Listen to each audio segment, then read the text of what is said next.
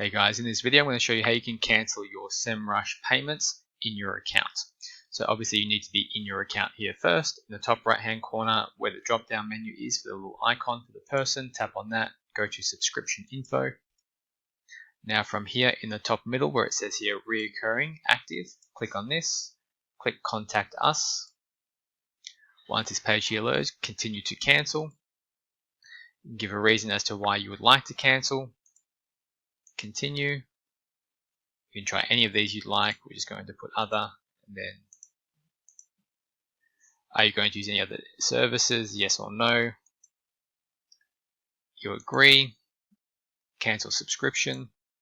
Now it does say here that you will need to confirm it via your email address, so log into your email. Once you're in your email, you need to click on cancel subscription, and then your subscription has been cancelled. If you found this helpful, make sure you like and subscribe. See you in the next video.